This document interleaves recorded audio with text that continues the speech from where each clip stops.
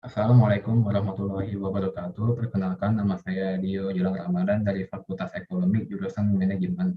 Dalam kesempatan hari ini, saya akan memberikan penjelasan tentang protokol 5M dan vaksinasi.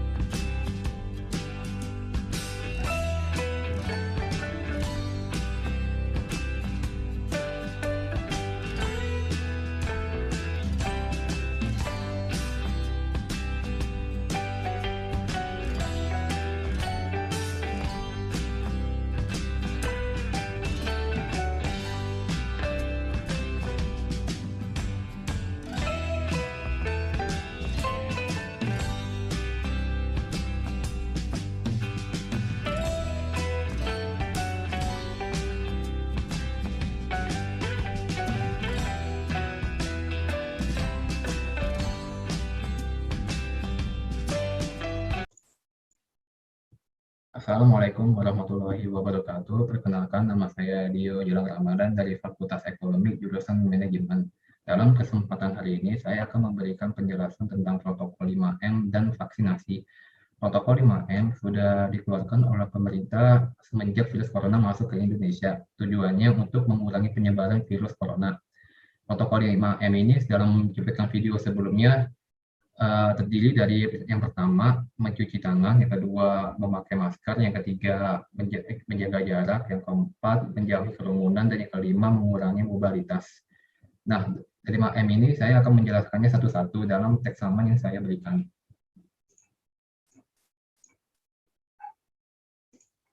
Yang pertama, mencuci tangan. Rutin mencuci tangan hingga bersih adalah salah satu protokol kesehatan yang cukup efektif untuk mencegah penularan COVID-19. Dalam masa pandemi ini, kita sangat dianjurkan untuk sering-sering mencuci tangan. Kenapa? Karena hampir semua kegiatan yang kita lakukan itu menggunakan tangan. Kita tidak tahu benda-benda yang kita sentuh itu sudah ada virusnya atau bakteri yang mematikan. Nah, mencuci tangan ini sangat dianjurkan sebelum makan atau setelah pulang kerja. Yang kedua, memakai masker. Pada awal pandemi COVID-19 tahun lalu, Organisasi Kesehatan Dunia atau WHO mengatakan bahwa penggunaan masker hanya direkomendasikan untuk orang sakit, bukannya orang sehat. Nah, memakai masker ini sebelumnya hanya orang-orang yang memiliki penyakit batuk atau pilek dan tidak direkomendasikan kepada orang-orang yang sehat. Nah, semenjak seiringnya waktu, virus corona ini melakukan yang namanya mutasi, sehingga mereka bisa menjangkit orang yang sehat. Lalu di sini WHO mengeluarkan protokol untuk semua orang yang maupun yang sehat atau sakit itu menggunakan masker, karena memakai masker itu juga bisa mengurangi virus corona. Contohnya saat kita batuk itu sedang mengeluarkan berbagai macam penyakit. Makanya saat kita batuk itu tidak keluar meluas, tetapi tertahan di masker itu tersebut. Yang ketiga, menjaga jarak. Protokol kesehatan lainnya yang perlu dipatuhi adalah menjaga jarak. Protokol kesehatan ini dimuat dalam keputusan Menteri Kesehatan RI dalam protokol kesehatan bagi masyarakat di tempat dan fasilitas umum dalam rangka pencegahan dan pengendalian COVID-19. Nah, menjaga jarak biasanya dilakukan saat kita sedang mengantri. Contohnya kita belanja di Alfamart, lalu mengantri di kasir. Nah, saat mengantri di kasir ini sangat dianjurkan untuk menjaga jarak selama 1 meter. Kenapa? Karena bila orang batuk itu jarak kita gak bakal sampai virus kita gak bakal sampai ke kita karena sangat jauh. Virus itu sendiri pun juga sangat kecil untuk kita jalan.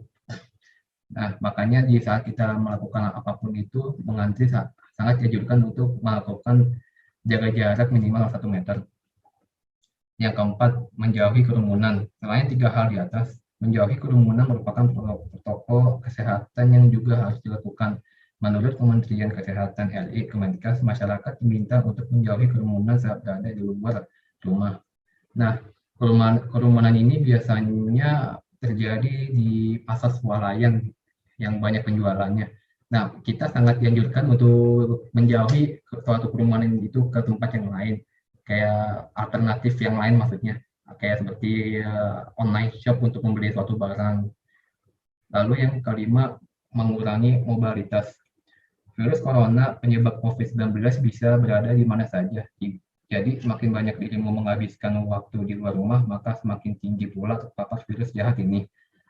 Mengurangi mobilitas itu saran saya sangat dikurangi untuk keluar dari rumah. Kenapa? Karena saat kita keluar dari rumah melakukan aktivitas, kita tidak tahu sudah di baju atau tubuh kita sudah ada virus coronanya. Ketika kita pulang, maka semua keluarga pun juga bakal kena risiko virus coronanya. Maka dari sini saya hanya menganjurkan untuk keluar rumah saat hal-hal yang penting seperti rapat dan lain-lainnya. Nah, dari semua cuplikan 5M ini, mari kita melakukan 5M ini untuk mendukung pemerintah dan mengurangi penyebaran virus corona untuk menormalisasikan negara kita ini. Selanjutnya, saya akan memberikan video tentang vaksinasi. Karena itu, vaksin ini disebut vaksin viral vector rekombinan. Selama proses produksi, vaksin ini tidak bersentuhan dengan produk turunan manusia atau hewani. Vaksin COVID-19 yang beredar di Indonesia telah mendapat izin Badan POM untuk memastikan bahwa vaksin tersebut memenuhi standar kualitas dan keamanan. Ketika vaksin COVID-19 disuntikan ke dalam tubuh manusia, vaksin memperkuat sistem imun dengan membentuk suatu memori untuk melawan virus yang menyebabkan COVID-19. Jika orang yang telah divaksin terpapar virus COVID-19, maka sistem imun akan mengenali virus dan merespons lebih cepat dengan menetralkan virus yang masuk ke dalam tubuh. Dengan vaksin, tubuh akan memiliki perlindungan lebih agar tidak jatuh sakit atau menderita sakit yang parah akibat virus COVID-19. Untuk mengetahui informasi seputar vaksinasi COVID-19 dan melaporkan mengenai efek samping pasca vaksinasi, hubungi kontak hotline vaksinasi Kementerian Kesehatan di nomor 119 extension 9. Ayo, sukseskan vaksinasi dan Nah, dari video sebelumnya kita sudah diberitahu apa itu vaksin. Saya akan menjelaskan beberapa dari hal itu. Apa sih itu vaksin? Vaksin merupakan produk biologi yang berisi antigen berupa mikroorganisme atau zat yang sudah diolah sedemikian rupa sehingga aman jika diberikan kepada orang lain. Seseorang akan membuat kekebalan tubuh secara aktif terhadap suatu penyakit tertentu. Nah, vaksin ini adalah obat untuk virus, bukan untuk bakteri ya. Kalau bakteri itu namanya antibiotik. Nah, mikroorganisme ini sebenarnya membantu sel darah kekebalan tubuh untuk melawan virus yang ada di tubuh. Nah, vaksinasi bertujuan untuk memberikan kekebalan spesifik terhadap suatu penyakit tertentu sehingga jika sesuatu saat terpapar penyakit tersebut maka hanya akan mengalami gejala yang ringan. Nah, vaksinasi ini saat kita sedang melakukan vaksinasi, persentase kematiannya akan sangat rendah karena sudah melakukan vaksinasi dan sel darah putih yang kita sebut kekebalan tubuh itu akan semakin meningkat imunisasinya. Karena tujuan vaksin ini untuk membantu sel darah putih atau kekebalan tubuh melawan virus corona. Vaksinasi memiliki lebih banyak manfaat dibanding dengan efek samping yang dihasilkannya. Nah, saat melakukan vaksin itu kita mengalami gejala efek samping seperti pegel, panas atau batuk. Itu secara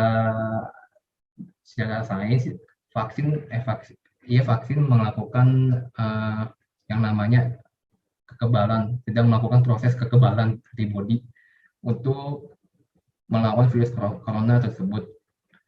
Dalam menanggulangi COVID-19, upaya vaksinasi dilakukan tidak hanya menjadi satu-satunya upaya untuk melindungi masyarakat dari penularan COVID-19.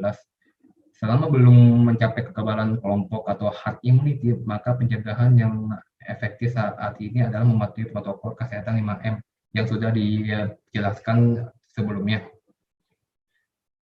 Vaksinasi COVID-19 memiliki banyak manfaat, tidak hanya untuk diri sendiri, tapi juga untuk banyak orang. Vaksin COVID-19 aman dan halal. Sudah dikonfirmasi oleh Komisi Fatwa MUI Pusat bahwa sudah diberikannya fatwa bahwa vaksin COVID-19 halal dan suci.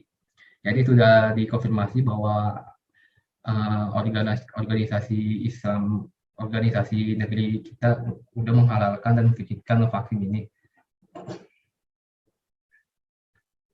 Seperti vaksin pada umumnya, vaksin COVID-19 mengakibatkan efek samping bagi penerimanya. Efek samping seperti dengan pegel, meriang, mual, dan sebagainya sangat wajar dialami setelah menerima vaksin. Jadi semua pegel, meriang, dan mual itu sebenarnya tubuh kita sedang melakukan imunisasi efek samping dari vaksin itu tersebut. Nah, dari semua ini saya hanya memberikan kepada kalian semua untuk melakukan vaksinisasi demi mengurangi atau penyebaran virus corona tersebut, agar semua situasi yang ada di Indonesia akan kembali normal semenjak kita melakukan 5M dan vaksinasi. Sekian dari saya, mohon maaf jika ada kesalahan kata atau pengucapan. Assalamualaikum warahmatullahi wabarakatuh.